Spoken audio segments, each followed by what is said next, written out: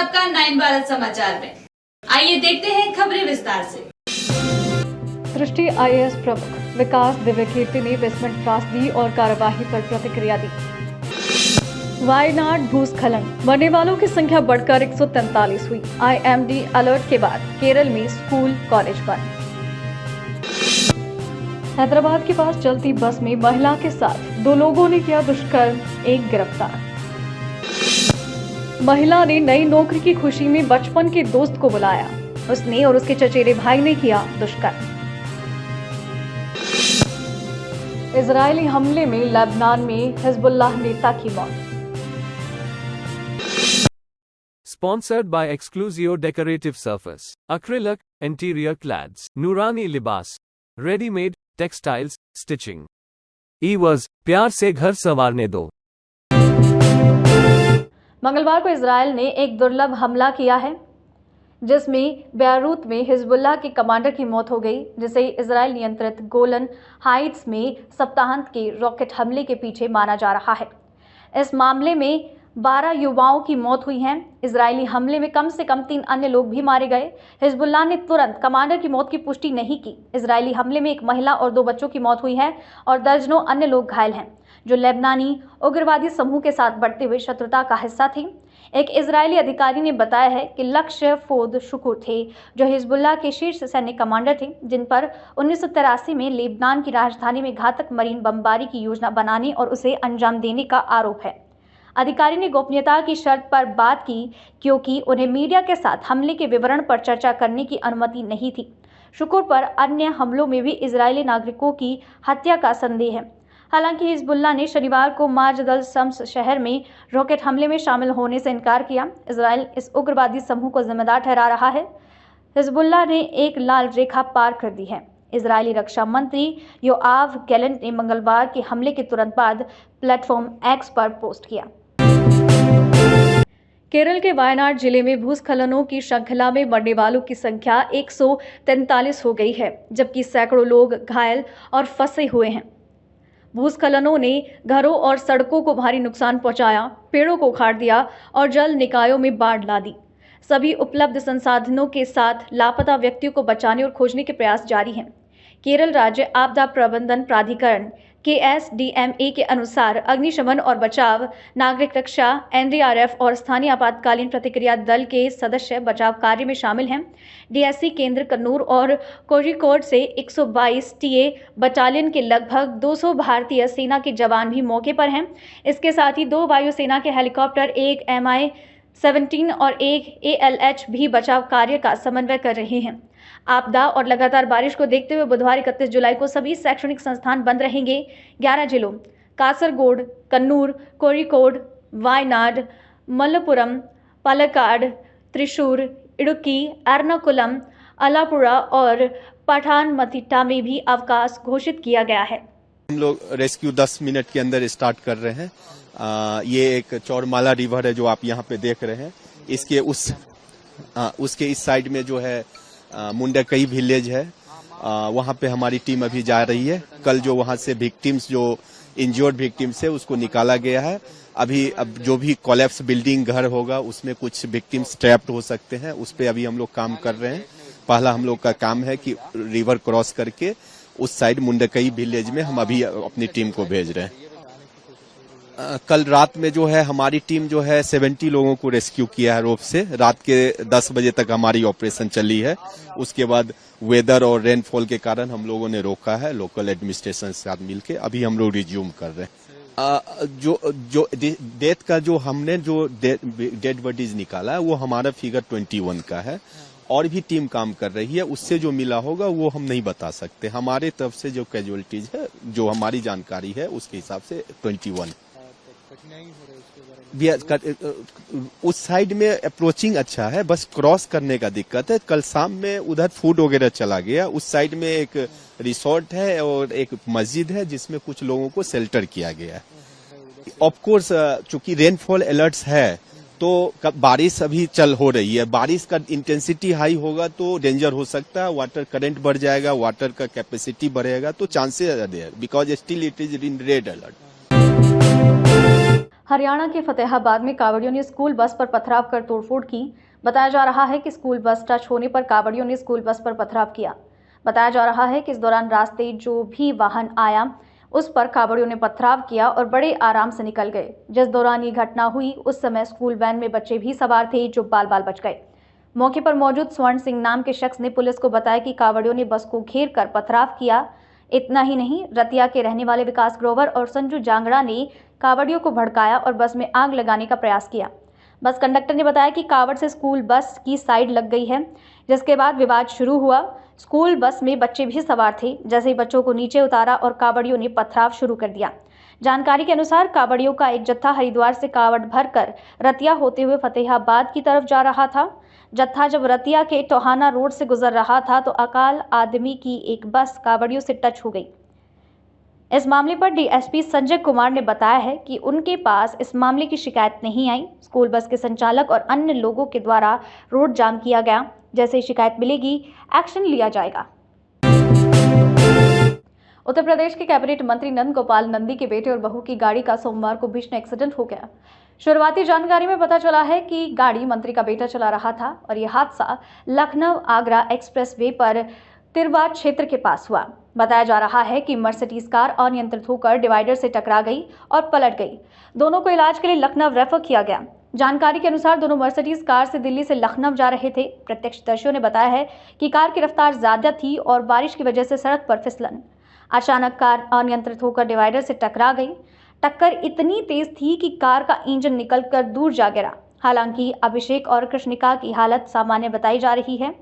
Cabinet मंत्री नंद गोपाल गुप्ता के बेटे की शादी 11 जुलाई को हुई थी। इसके बाद प्रयागराज में एक समारोह का आयोजन किया जिसमें मुख्यमंत्री योगी आदित्यनाथ समेत कई बड़े नेता पहुंचे। बता दें कि दोनों की शादी श्रीनगर के डल झील में हुई। बीजेपी सांसद अनुराग ठाकुर के जाति वाले बयान पर कांग्रेस ने निशाना साधा।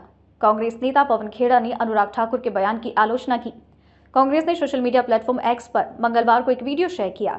इस वीडियो में पवन खेड़ा बीजेपी की मानसिकता पर सवाल उठा रहे हैं। कांग्रेस नेता पवन खेड़ा ने राहुल गांधी की जाति पर सवाल खड़े करने वाले अनुराग ठाकुर के बयान पर पलटवार किया। उन्होंने कहा, राहुल गांधी के पिता का नाम है शहीद राजीव गांधी और राहुल गांधी की जाति शहादत है, जो अनुराग ठाकुर, आरएसएस और बीजेपी को समझ नहीं आएगी। वो बोले कि गांधी परिवार को जितनी गाली दे दो, लेकिन भारत में जाति जनगणना होकर रहेगी। पवन खेड़ा ने कहा कि देश अनुराग ठाकुर के बयान से हैरान और दुखी है। लोकसभा में मंगलवार को बीजेपी नेता अनुराग ठाकुर ने कहा, जिसकी जात का पता ना हो वो गणना की बात करता है। इसके बाद ही विपक्षी सांसदों ने सदन में जमकर हंगामा और नारेबाजी की। राहुल गांधी भी तुरंत खड़े हुए और उन्होंने आरोप लगाते हुए कहा कि अनुराग ठाकुर जी ने मेरा अपमान किया है। आज संसद में भारतीय जनता पार्टी के वरिष्ठ नेता और पूर्व मंत्री अनुराग ठाकुर ने जिस तरह के शब्दों का इस्तेमाल राहुल गांधी जी के लिए किया, वो शब्द आज पूरे देश के कान में गूंज रहे हैं। देश का हर व्यक्ति उससे हतप्रभ है और नाराज है और दुखी है। लेकिन भारतीय जनता पार्टी का असली चेहरा भी लोगों के सामने आ गया है। ये मानसिकता सिर्फ भारतीय जनता पार्टी की ही हो सकती है कि एक ऐसे आदमी के लिए इस तरह के अपशब्दों का इस्तेमाल करें जो एक शहीद परिवार का बेटा है। उनसे ये पूछा जाए कि आपकी तो जात का ही पता नहीं है। हम बताते हैं राहुल गांधी की जात क्या है। राहुल गांधी के पिता का नाम है शहीद और राहुल गांधी की जात है, इस परिवार की जाति है शहादत। ये अनुराग ठाकुर को, राष्ट्रीय स्वयंसेवक संघ को और भारतीय जनता पार्टी को कभी समझ में नहीं आ सकता। खैर, आप जितनी गालियां देना चाहें दे दीजिए, हमें आपकी माफी नहीं चाहिए। ना आप माफी मांगेंगे ना हमें आपकी माफी चाहिए। भारत में जाति जनगणना होकर रहेगी। आपको जितनी चाहे उतनी गालियां आप गांधी परिवार को दे दीजिए, कांग्रेस पार्टी को दे दीजिए, राहुल गांधी को दे दीजिए। ये लड़ाई जारी रहेगी, न्याय होकर रहेगा। अनुराग गोली मारो ठाकुर जी, मैं आपकी जात जानने में तनिक भर भी इच्छुक नहीं हूं, लेकिन आप बार बार अपना चरित्र पूरी दुनिया को, पूरे देश को दिखाते रहते हैं। दिल्ली में भड़काऊ दंगे हुए और उसके दौरान आपने मंच से गोली मारने के नारे लगवाए। आप वही अनुराग ठाकुर हैं। आप वही अनुराग ठाकुर हैं जिसने आज सदन में मर्यादा की हर सीमा लांघ दी। आप वही अनुराग गोली मारो ठाकुर हैं जिसके पास जब कहने को कुछ नहीं बचता, और वैसे भी आपके पास कहने को कभी कुछ औचित्य वाला होता ही नहीं है, तो आप औनी पौनी बेफजूल की बातें, भड़काऊ भाषण, नफरती एजेंडा चलाने लगते हैं और आज आपने वही सदन में भी किया। वरना आपकी उपयोगिता ही क्या है आपकी पार्टी में? आपने ऐसा कौन सा राजनीतिक कीर्तिमान स्थापित किया है? यही ट्रोल बने रहना, यही अपशब्द बोलना, यही मर्यादा को लांघना तो आपकी पहचान है। कल निर्मला जी जातिगत जनगणना को सुनकर सदन में खीखी कर रही थी, आज आपने अपनी पार्टी की असलियत दिखा दी जातिगत जनगणना पर एक व्यक्ति की जाति पूछकर, जो असंवैधानिक है। असलियत तो यह है कि चाहे वो जातिगत जनगणना हो, चाहे वो बेरोजगारी हो, चाहे वो गरीबी हो, महंगाई हो, अग्निवीर हो, किसानों की समस्या हो, नरेंद्र मोदी को चारों तरफ से राहुल गांधी ने और इंडिया गठबंधन ने घेर लिया है। और इसलिए नरेंद्र मोदी ने आप जैसे प्यादों को मंच पे उतारा है, जिससे कि आप लोग अमर्यादित भाषण दीजिए, अपशब्द बोलिए और मर्यादा की सीमा लांघिए। दिल्ली में मंगलवार को ओल्ड राजेंद्र नगर में 3 आईएएस अभ्यर्थियों की डूबने से मौत के बाद कोचिंग संस्थानों पर दिल्ली नगर निगम एमसीडी द्वारा की गई कार्यवाही के बीच दृष्टि आईएएस के संस्थापक और एमडी डॉक्टर विकास दिव्य कीर्ति ने कहा है कि राष्ट्रीय राजधानी में 1000 से ज्यादा कोचिंग संस्थान हैं, लेकिन इनमें से किसी के पास भी फायर डिपार्टमेंट से एनओसी नहीं है। उन्होंने जटिलताओं की व्याख्या करते हुए कहा कि फायर डिपार्टमेंट का तर्क है कि चूंकि इमारत व्यावसायिक है, इसलिए प्रमाण पत्र व्यावसायिक उद्देश्यों के लिए होना चाहिए, जबकि एमसीडी एक शैक्षणिक प्रमाण पत्र की मांग करता है। विशेष रूप से दिल्ली नगर निगम ने गैर कानूनी रूप से संचालित संस्थानों के खिलाफ कार्यवाही करते हुए कई कोचिंग संस्थानों के बेसमेंट को सील किया। हम पूरी तरह से सहमत हैं कि बेसमेंट को सील किया जाना चाहिए, लेकिन दिल्ली मेट्रो बेसमेंट में चलती है, भूमिगत है और पालिका बाजार भी बेसमेंट में ही है। दिल्ली के लगभग हर मॉल में बहुत बड़े शॉपिंग कॉम्प्लेक्स बेसमेंट में होते हैं, क्योंकि बेसमेंट को सही ढंग से बनाया गया है। उन्होंने कहा, कोचिंग सेंटर त्रासदी में उन्हें क्यों निशाना बनाया जा रहा है? इस सवाल पर श्री दिव्य कीर्ति ने कहा है कि हर कोई एक बलि का बकरा चाहता है, क्योंकि इससे प्रशासन के लिए काम आसान हो जाता है। मुझ पर निशाना इसलिए साधा है कि ऐसे मामले में कोई एक बलि का बकरा सबको चाहिए होता है, उससे चीजें थोड़ी आसान हो जाती हैं। प्रशासन के लिए आसान हो जाता है कि हम बच गए, एक का नाम लगा दो। समाज को भी एक सीधी सीधी बात समझ में आती है कि अच्छा एक आदमी मिल गया, यही जिम्मेदार था, तो वो तसल्ली मिल जाती है कि चलो हमें दोषी मिल गया। जो बच्चे हैं, बच्चे जिस इमोशनल टर्बुलेंस से गुजर रहे हैं, उनकी नाराजगी की वजह यह है कि मैं उनके साथ क्यों नहीं खड़ा हूं। तो बच्चों की नाराजगी जायज है, लेकिन जो सीलिंग का एक्शन है, मेरे ख्याल से 50 से ऊपर इंस्टीट्यूट्स पे हुआ, उसमें एक नाम हमारा भी है। पर शायद उनको मुझसे ज्यादा उम्मीद थी, इसलिए उनको खराब लगा, हर्ट हुए। थोड़ा सा ये भय भी होता है कि अगर हम जाके बात भी करें तो उस समय वो पूरी बात सुनेंगे या नहीं सुनेंगे। अच्छी बात है कि आज ऐसे 3-4 बच्चों से मेरा मिलना हुआ है। मैं भी एक मीटिंग से आ रहा हूं, एलजी साहब ने बुलाई थी मीटिंग, उसमें कुछ बच्चे भी आए हुए थे और कई इंस्टीट्यूट्स के ऑनर्स भी थे। दिल्ली सरकार के आला अधिकारी भी थे, डीडीए से, एमसीडी से, फायर डिपार्टमेंट से, चीफ सेक्रेटरी दिल्ली सरकार के वो भी थे। दिल्ली कोचिंग हादसे के बाद बिहार के पटना में भी प्रशासन चौकन्ना है। यहां लगातार कोचिंग संस्थानों की जांच की जा रही है। कोचिंग सेंटरों की सुरक्षा व्यवस्था के लिए जिला प्रशासन एक्शन मोड में है। अधिकारियों का कहना है कि जांच के दौरान कई कोचिंग सेंटरों में खामी मिली है। इसी दौरान एसडीएम खान सर के कोचिंग सेंटर पर जांच करने पहुंचे। इस दौरान अफरा तफरी मच गई। जानकारी के अनुसार दिल्ली की राजेंद्र नगर की कोचिंग में हुई घटना के बाद पटना के एसडीएम श्रीकांत कुंडलिक खांडेकर दल बल के साथ कई कोचिंग संस्थानों की जांच करने निकले। इस दौरान जांच खान सर की कोचिंग सेंटर भी पहुंची और जायजा लेने के लिए। हैदराबाद के बाहरी इलाके में सोमवार को एक 26 वर्षीय महिला के साथ एक निजी ट्रैवल बस के 2 ड्राइवरों द्वारा कथित रूप से दुष्कर्म किया गया। ये पिछले 24 घंटों में हैदराबाद में दूसरी यौन हमले की घटना है। हैदराबाद पुलिस ने महिला के साथ बस में हुए हमले के संबंध में एक आरोपी को गिरफ्तार कर लिया, जबकि दूसरा फरार है। ये घटना तब हुई जब बस तेलंगाना के निर्मल से आंध्र प्रदेश के प्रकाशम जिले की ओर हैदराबाद होते हुए जा रही थी। आरोपियों ने अपराध करने से पहले महिला का मुंह कपड़ों से बंद किया। महिला ने हैदराबाद में बस के होते हुए भी पुलिस हेल्पलाइन नंबर 100 पर कॉल करने में कामयाबी हासिल की। उसकी कॉल का जवाब देते हुए शहर पुलिस ने बस की तलाश शुरू की। महिला को अस्पताल भेजा गया। उसकी शिकायत के आधार पर उस्मानिया विश्वविद्यालय पुलिस स्टेशन में मामला दर्ज किया गया और आगे की जांच जारी है। हैदराबाद में एक सॉफ्टवेयर इंजीनियर महिला के साथ उसके बचपन के दोस्त और उसके चचेरे भाई ने कथित रूप से दुष्कर्म किया है।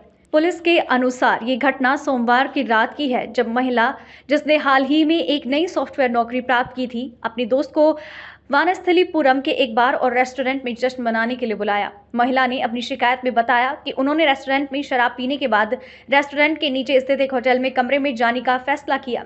होटल के कमरे में उसके दोस्त ने कथित रूप से उसका दुष्कर्म किया, जबकि वो नशे की हालत में थी। पुलिस रिपोर्ट के अनुसार बाद में उसके दोस्त का चचेरा भाई भी वहां आया और उसने भी महिला का यौन शोषण किया। कथित हमले के बाद दोनों पुरुष वहां से भाग गए। महिला ने फिर अपने भाई को संपर्क कर घटना के बारे में जानकारी दी।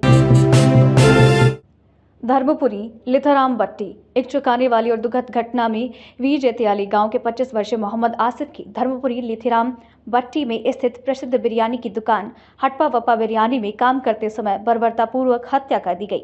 यह भयानक अपराध तब हुआ जब 4 लोगों के एक गिरोह ने दुकान पर धावा बोल दिया।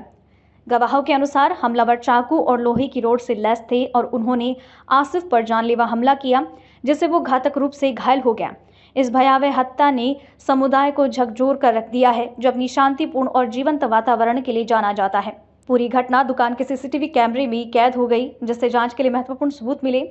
फुटेज में हमलावरों को दुकान में प्रवेश करते देखा जा सकता है और आसिफ पर बर्बर हमला करते हुए भी देखा जा सकता है। स्थानीय पुलिस को तुरंत घटनास्थल पर सूचित किया और त्वरित जांच के बाद उन्होंने इस घृणित कृत्य में शामिल सभी 4 संदिग्धों को गिरफ्तार कर लिया। अधिकारियों ने अभी तक हमले के पीछे के मकसद का खुलासा नहीं किया है, लेकिन जनता को आश्वस्त किया है कि गहन जांच जारी है।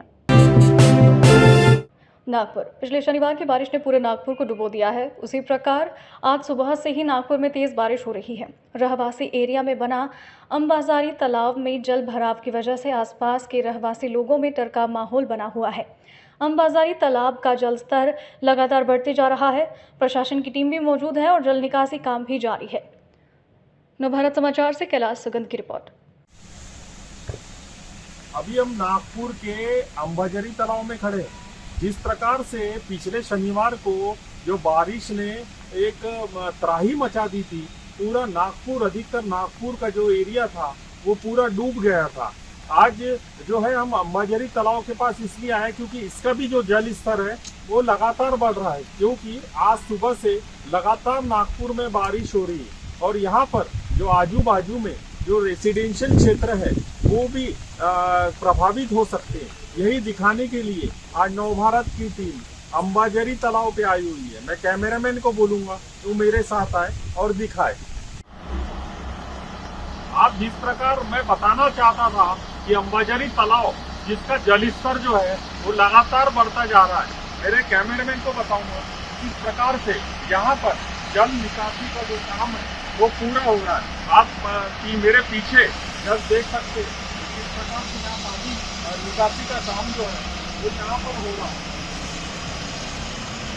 और ठीक मेरे पीछे मैं कैमरामैन को बताना चाहता, ठीक मेरे पीछे अंबाजारी तालाब है और इसका जो जल स्तर है वो लगातार जो है वो बढ़ता जा रहा है, जो कि यहाँ पर जो रेसिडेंशियल क्षेत्र है वो रेसिडेंशियल क्षेत्र यहाँ पर जो है प्रभावित हो सकते हैं। ठीक मेरे पीछे रेसिडेंशियल क्षेत्र है। मैं बताना चाहता हूँ कैमरामैन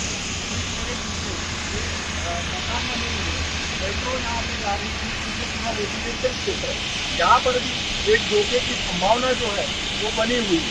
नवभारत समाचार न्यूज चैनल नागपुर से कैलाश सुगंध। दृष्टि आईएएस प्रमुख विकास दिव्यकीर्ति ने बेसमेंट त्रासदी और कार्यवाही पर प्रतिक्रिया दी। वायनाड भूस्खलन, मरने वालों की संख्या बढ़कर 143 हुई। आईएमडी अलर्ट के बाद केरल में स्कूल कॉलेज बंद। हैदराबाद के पास चलती बस में महिला के साथ 2 लोगों ने किया दुष्कर्म, 1 गिरफ्तार। महिला ने नई नौकरी की खुशी में बचपन के दोस्त को बुलाया, उसने और उसके चचेरे भाई ने किया दुष्कर्म।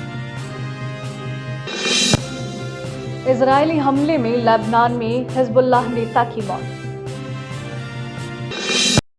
Sponsored by Exclusio Decorative Surface, Acrylic, Interior Clads, Nurani Libas, Ready-made, Textiles, Stitching. E-was, प्यार से घर संवारने दो। अभी के लिए इतना ही। लगातार खबरों के लिए बने रहिए हमारे साथ। नमस्कार।